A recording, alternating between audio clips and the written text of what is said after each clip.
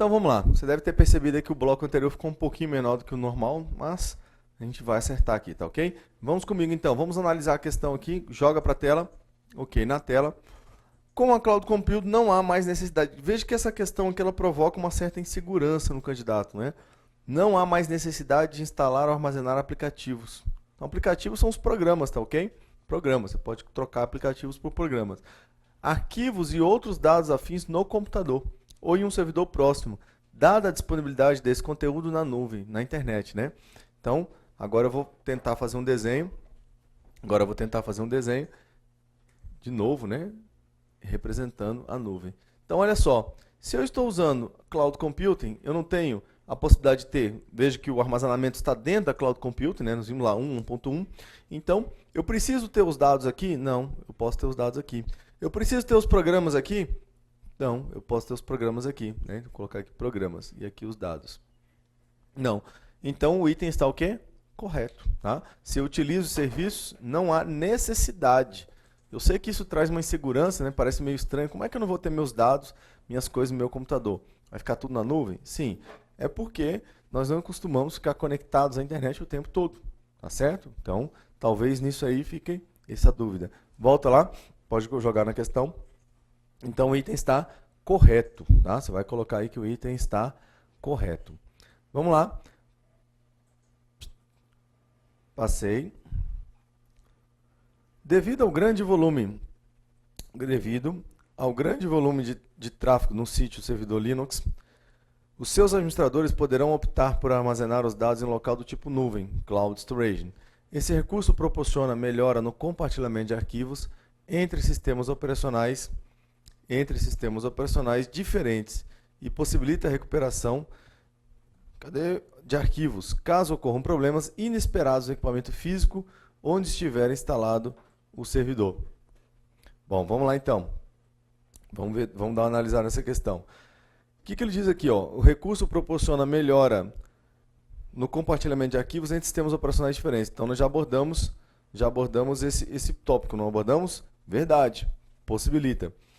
E a recuperação de arquivos caso ocorram problemas inesperados no equipamento físico quando estiver instalado o servidor. Então, dá uma olhada aqui, ó. Olha meu desenho aqui. De novo, a minha nuvem. Então, eu tenho o equipamento, que é o meu servidor aqui embaixo. O servidor não está necessariamente só na internet, tá? E aqui é o meu servidor para minhas máquinas aqui embaixo. E aqui eu tenho meus dados. Eu fiz o armazenamento na nuvem desses dados, que é o que ele está citando na questão. E ocorreu um problema físico, então danificou aqui o meu equipamento. Bom, consertei meu equipamento, mas ele ficou sem os dados. Com os dados na nuvem, eu posso recuperar isso aqui? Posso, perfeitamente, tá? Então o item está correto. Pode jogar na tela lá. Vou apagar o desenho aqui. Apaguei o desenho. Vamos embora. Número 2, você vai colocar aí número 2, você vai colocar o serviço de navegação, tá? Número 2, navegação. Bom, então aqui é um dos serviços mais utilizados na internet, que é o serviço de navegação. E aqui tem uma curiosidade, muita gente confunde, né, a www ou simplesmente web, confunde com a própria internet. E aqui eu quero passar um dado curioso para você. O serviço de navegação, ele surgiu na década de 90. Então você lembra lá no início que nós falamos que a criação da internet ela se deu, né? Temos como marco histórico assim do funcionamento da internet a década de 70. Os trabalhos começaram em 60, antes da década de 70 já tinha funcionamento da rede militar lá, né? Chamada de ARPANET. Bom, mas o serviço de navegação só na década de 90, ok? Então vamos lá. E aqui você vai anotar aí, você vai dar um pause no vídeo, eu vou passar para você, você vai parar o vídeo e vai anotar os principais navegadores. E eu vou pontuar aqueles que eu recomendo que você tenha instalado na sua máquina. Então vamos lá. Internet Explorer, eu sei que hoje pouca gente utiliza, mas esse aqui eu recomendo que você tenha na máquina, tá? Cai muito em concurso. Mozilla Firefox, cai muito em concurso, tenha ele instalado na máquina. Netscape Navigator, saiba que ele é um navegador. Google Chrome, tenha ele instalado na sua máquina. Então esses três que eu citei aqui são imprescindíveis, tá? Para quem está estudando para concurso. Você deve conhecê-los. Veja, quando eu digo que você tem que estar tê-los instalados na máquina, não é para que você navegue apenas na internet, e sim para que você faça um comparativo. Tá? Eu vou mandar para você, junto com essa videoaula, um resumo dos atalhos dos navegadores, tá? E uma apostila do Internet Explorer. A partir dela, você pode desenvolver o estudo para os outros navegadores, ver as ferramentas. O Internet Explorer tem um filtro aqui, por exemplo, que me protege, filtro Smart Screen, que me protege, né, visa proteger contra sites de phishing. Nós estudaremos o que é phishing, por exemplo. Será que o Google Chrome tem ferramenta parecida? Tem nome? O Mozilla Firefox tem ferramenta parecida? Tem um nome? Tá? Então é isso que eu quero que você faça, tá certo? Essa análise aí, beleza? Fica a dica para você. Depois eu tenho o Conqueror, nós já vimos na aula de Linux, ele é um navegador também. E o Opera, tá? Todos já foram citados em prova aí como navegadores. Olha só então, uma questãozinha de prova. Aqui embaixo apareceu o Opera. E por último aqui o Safari, ficou um pouco cortado aqui, mas apareceu ainda o Safari. Vamos lá, dá uma olhada na questão de prova. O Google Chrome é uma ferramenta de busca avançada por informações contidas em sítios web, desenvolvida pela Google e disponibilizada aos usuários da internet. Uma das desvantagens do Google em relação a outras ferramentas de busca é a garantia, uma das vantagens, né, do Google em relação a outras ferramentas de busca é a garantia de confiabilidade dos sítios indicados como resultado das buscas realizadas com a ferramenta. Então a gente já começa aqui, ó, pode jogar para cá, já começa aqui o seguinte, pega o nome Google Chrome, aí ele fala que é uma ferramenta de busca. Ferramenta de busca? Não. Google Chrome, nós acabamos de ver que ele é um navegador. Ele pode ser utilizado como uma ferramenta de busca? Aí é diferente. Para acessar um site, né, de buscas, que é o que ele está tentando induzir o candidato aqui ao erro, tá? Tentando induzir o candidato ao erro. Você não vai cair nesse peguinha. Tranquilo? Então, vai marcar aí que o item está errado. Vamos lá, continuando nossa análise aqui dentro da navegação. Pode jogar na tela. Nós vamos falar agora de um URL.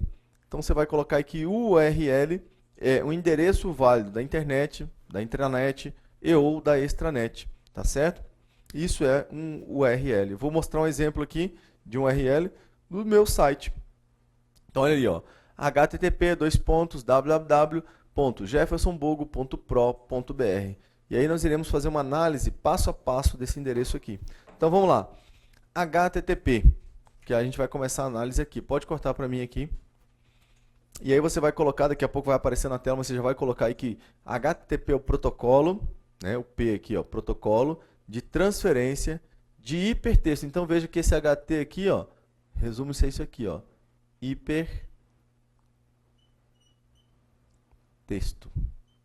E aí você vai colocar aqui hipertexto é igual página da internet, tá? Hipertexto, página da internet, uma forma resumida aí que a gente vai anotar. E você tem que saber também o seguinte, tem que saber hoje que as páginas não contêm só texto, né? As páginas podem conter vídeos e sons.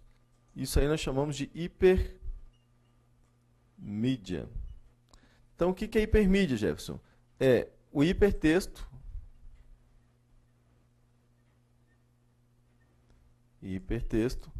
mais sons e ou vídeo. Então, esse conjunto aqui nós chamamos de multimídia.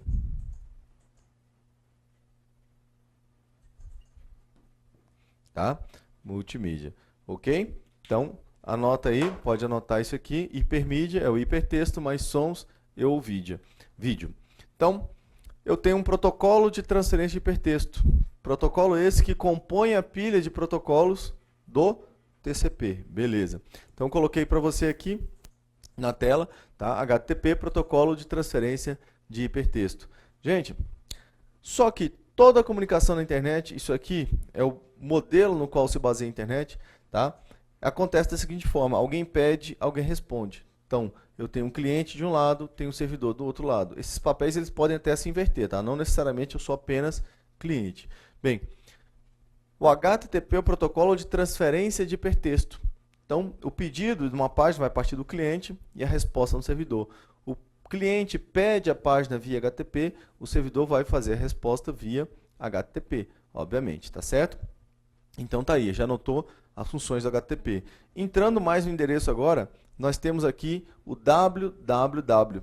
E aí é o seguinte, qual é a análise que eu tenho do www? Pode manter aqui, você vai anotar aí para mim, por favor, né, que isso aqui é uma sigla para o World Wide Web, já vou colocar a sigla para você aí, e vai anotar que isso não é um protocolo, tá? Isso eu quero que você anote aí, por gentileza. www não é um protocolo, ok? E a próxima parte do endereço vai ficar aqui então Jefferson Bogo, que é meu nome, .pro.br. Então isso aqui, gente, esse conjunto aqui, nós chamamos tudo isso aqui de domínio, tá? Esse aqui é o domínio do site. Quem é no Brasil responsável pelo controle, né, da internet, de um modo geral? Depois eu vou falar dos domínios, mas de um modo geral. Quem controla a internet no Brasil é o CGI. Né? Se você não sabia, pode anotar aí, quem controla a internet no Brasil é o CGI. O que é o CGI, Jefferson? É o Comitê Gestor da Internet. Inclusive, eu vou deixar como dica para você, concurseiro, está estudando, está interessado em passar, vai acessar o site do CGI para conhecer melhor a sua estrutura, para assistir os vídeos do CGI e ler a cartilha de segurança do CGI. Então fica a dica para você, tá? Muitas questões de prova vêm dessa cartilha, muitas. Dentro do CGI, você deve conhecer, faz parte da estrutura aqui, o registro BR. Então já foi cobrado em prova, tá? Se for cobrado na sua prova agora, você vai saber. Quem é o registro BR? Ele é responsável por controlar os domínios registrados no Brasil. Todo domínio registrado no Brasil tem o quê? BR, tá? Então, meu registro BR. Então, para que eu registrasse meu domínio, eu recorri ao registro BR. E eu quero que você conheça também, que você vai acessar lá, quando você for ler a cartilha, o CERT-BR. Quem é o CERT-BR? É o Centro de Estudos, Respostas e Tratamento de Incidentes de Segurança da Internet no Brasil. Tá certo? Então, isso aqui é responsável por tratar desde spam até outros tipos de ataque. Você pode, inclusive, fazer denúncias, né, ao CERT-BR. Então, essa estrutura aqui, galera, é extremamente importante. BR, Brasil. O site que tem BR, ele foi registrado no Brasil. Significa que é de uma empresa ou pessoa brasileira? Não, já caiu isso em prova, tá? Não significa. Significa que alguém registrou no Brasil. Por exemplo, coca-cola.com.br não é uma empresa brasileira, mas tem um domínio registrado no Brasil. E tampouco significa que aquele site está armazenado no Brasil. Ele pode estar lá na China, tá? Ele tem o domínio registrado no Brasil, mas hospedado na China. Obviamente que o IP de acesso àquele site é de onde? Da China. Tá? O IP de acesso daquele site é da China. Fica a dica para vocês. Continuando a análise aqui, eu vou analisar a categoria do site, Pro.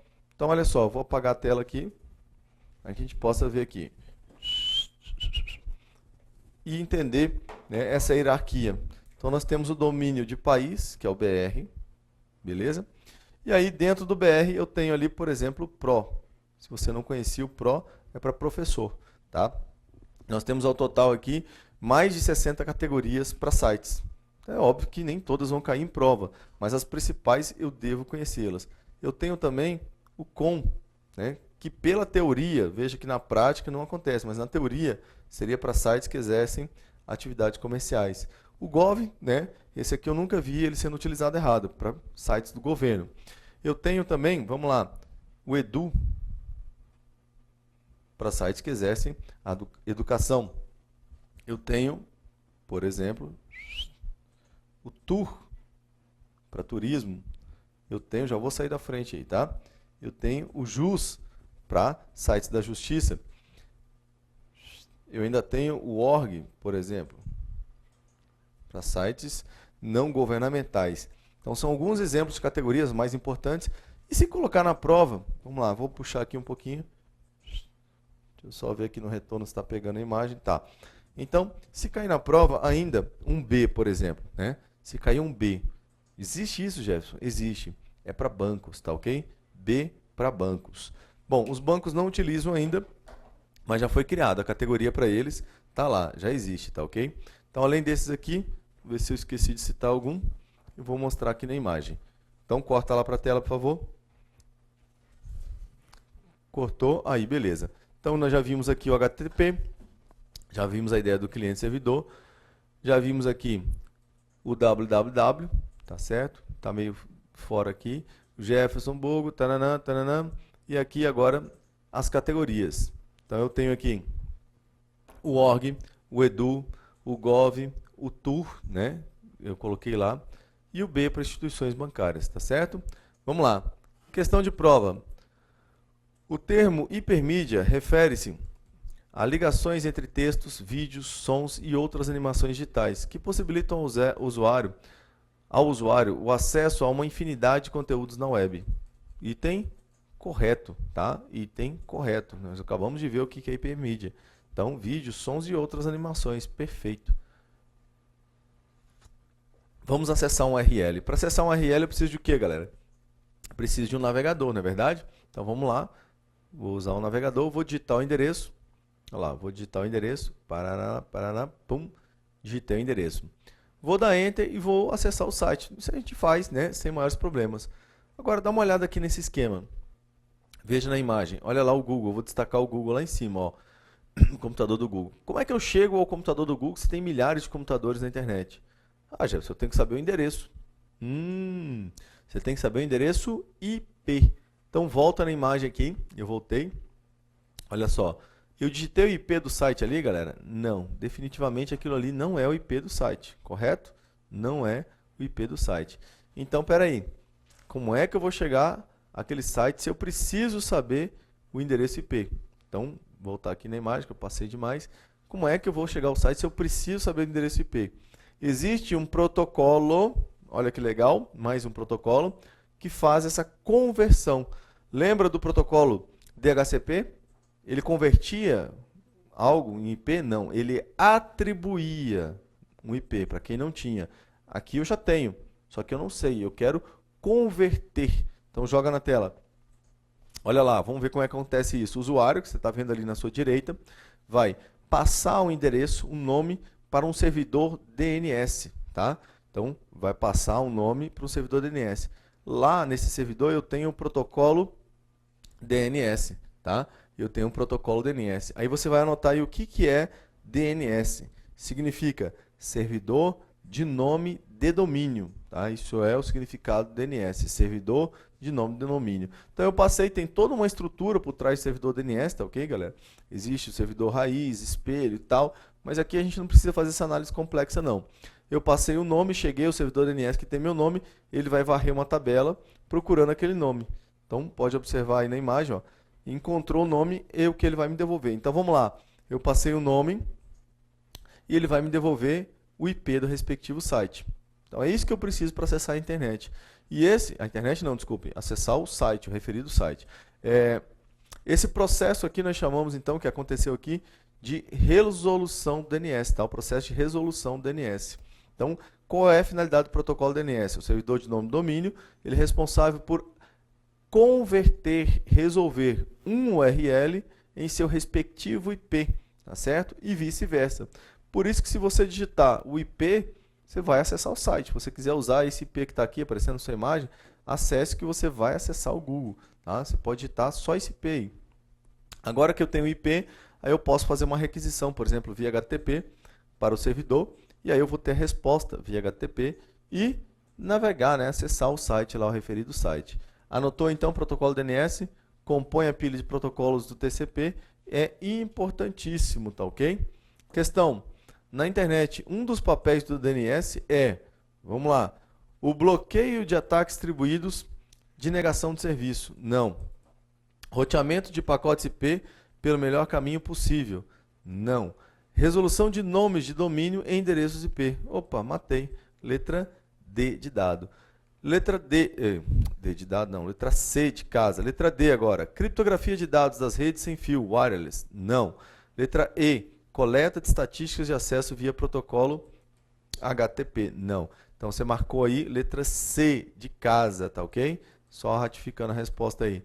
Letra C de casa.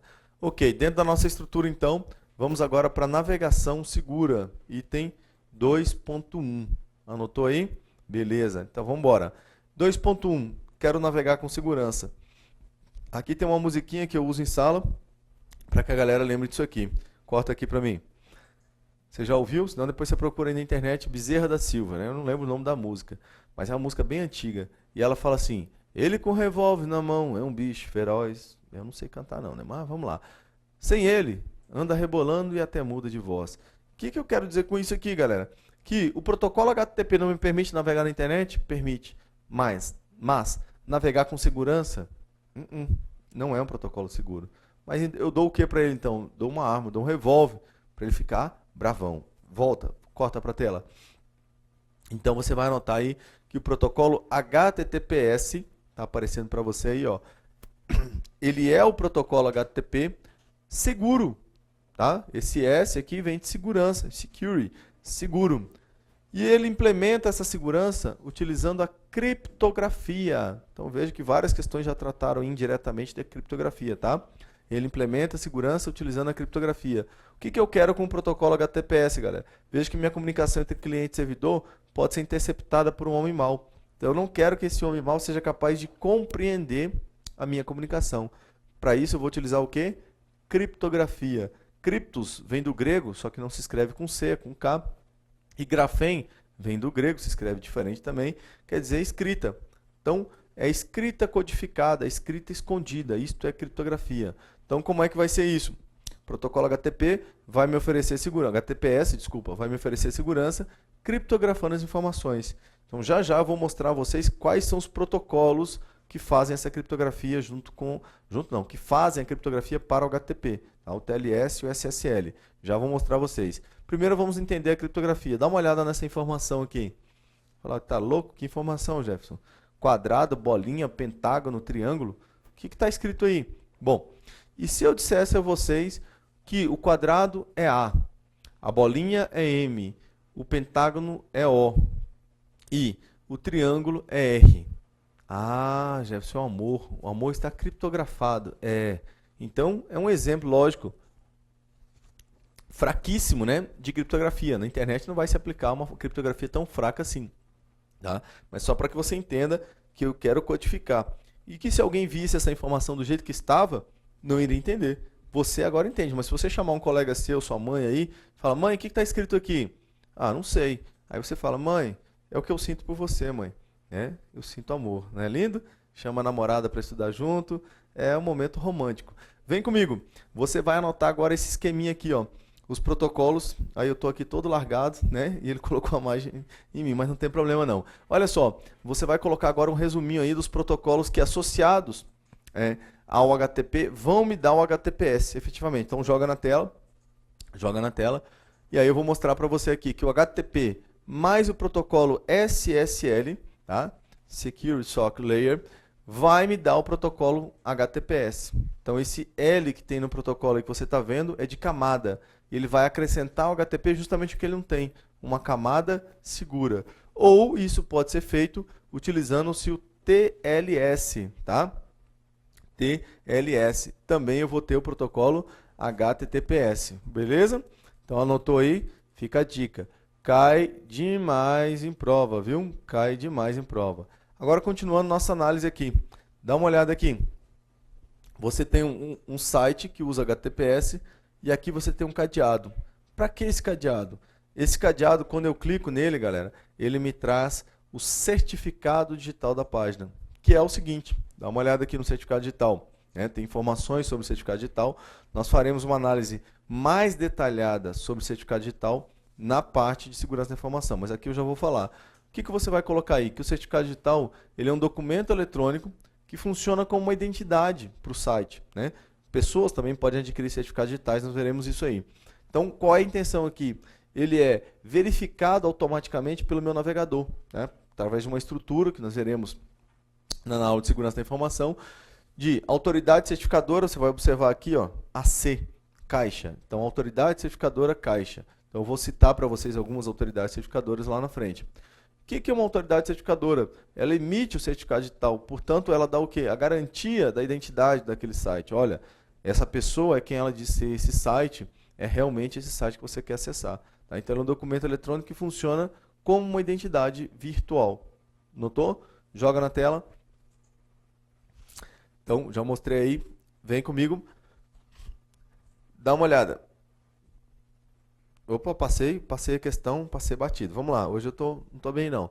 Na internet, para evitar que o tráfego de dados entre os usuários e seus servidores seja visualizado por terceiros, alguns sites, como os de banco e de comércio eletrônico, utilizam em suas conexões o protocolo FTP, X25, BSC, SMTP ou HTTPS. Moleza, né? Protocolo HTTPS. Agora veja, tem uma pequena inconsistência nessa questão, tá? Poderíamos fazer essa análise. Joga aqui para mim. Olha só. Evitar que o tráfego de dados entre os usuários e seus servidores seja visualizado. Bom, depende do contexto que eu falo de visualizar, né? Por quê? A informação ela pode ser capturada? Pode. Então não impede, né, que a informação seja capturada. Esse visualizado, eu entendi aqui que o examinador queria falar de observar o dado, a informação, efetivamente. É isso eu não consigo. Porque mesmo que eu pegue o pacote, aquilo lá não vai ser legível para mim, tá? A não ser que eu tenha a chave. E aí é muito complicado obter isso, tá certo? Então, só para explicar esse detalhezinho aqui. Joga para a tela. E aí, continuamos aqui com a troca de arquivos. Então, veja, agora nós estamos no número 3. Aí você vai colocar para mim que na troca de arquivos aí, nós vamos utilizar, podemos utilizar, né, o protocolo FTP. Então veja que já tem a tradução dele aqui, né? File Transfer Protocol, protocolo de transferência de arquivos. E aí você vai colocar que ele pode ser utilizado para fazer up e download, tá? Você vai lembrar também que ele pode ser público ou privado. Então, um site que oferece serviço FTP, ele pode exigir autenticação do usuário. Então aqui eu coloquei um servidor FTP público. Então ftp.nb.br pub de público, tá ok? E ele me permite aqui fazer o download de informações, tá certo? Então fica a dica aí do protocolo FTP, constantemente citado em prova. Vamos dar uma olhada aqui numa questãozinha. Diversos protocolos são utilizados em uma comunicação pela internet, mas apenas alguns deles contribuem para a segurança da comunicação. A esse respeito, julgue os itens seguintes. Vamos lá. Letra A. Os protocolos TLS, Transport Layer Security, e SSL, Secure Socket Layer, possuem propriedades criptográficas que permitem assegurar a confidencialidade e a integridade da comunicação. Corta para mim. Confidencialidade e integridade. Então, quando eu criptografo alguma coisa, só as pessoas que conhecem, né, a chave, que conseguem abrir aquela informação, terão acesso àquela informação. Portanto, eu a tornei o quê? Confidencial. Só pessoas autorizadas têm acesso. Ok. Integridade. Então, isso é um princípio, né, um pilar, na verdade, da segurança da informação, que visa garantir o quê? Que a informação não seja alterada. Como ela está criptografada, a pessoa não tem como acessar e fazer modificações.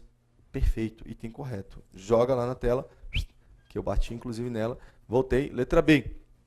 Então, letra A, ratificando, item correto. Letra B.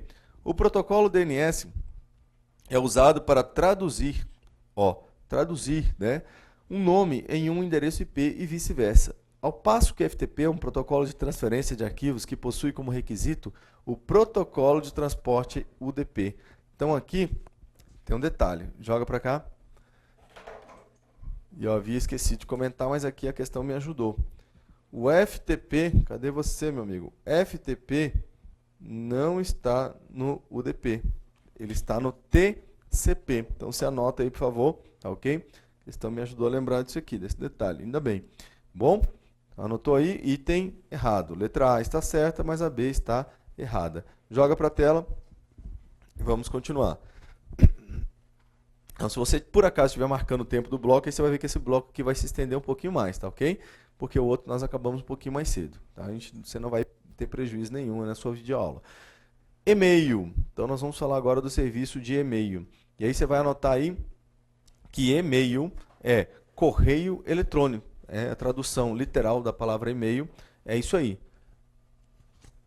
E de eletrônico, e-mail de correio. Beleza? Então, façamos aqui um paralelo, está aí o serviço número 4, com o serviço de postagem de cartas. Olha lá nossos personagens, Zezinho e Marieta. Né? Zezinho e Marieta. Olha só, galera. Zezinho quer mandar uma carta para Marieta que mora a 600 km de distância, né? Um do outro aí. O que vai acontecer aqui? Olha só. Zezinho envia a carta dessa forma aqui, ó, direto para casa da Marieta? Não, né? Não pode. Como é que ele vai ter que fazer esse envio? Então, esse envio vai se dar da seguinte forma. Ele vai levar a carta até os Correios. Dos Correios, vai seguir para a agência dos Correios na outra cidade. Então, ele vai mandar de Sedex, que ele está com pressa. E o Sedex mandou, chegou. Não é verdade? Então, vai lá o Sedex, entregou. Gente, aí agora aqui, o carteiro vai fazer a entrega. Eu sei que o Sedex não é o carteiro, mas é só para exemplificar aqui. E a Marieta recebe a cartinha. Pá, legal. Ok, vamos fazer então um paralelo aqui com o serviço de e-mail, onde nós vamos começar a falar aqui do webmail. E aqui, corta para mim. Você viu lá, eu vou voltar aqui, ó, que os Correios aqui vão representar quem no mundo da internet? Eles irão representar os servidores de e-mail. Sendo que eu posso ter um servidor de e-mail aqui, o mesmo aqui do outro lado, ou diferentes.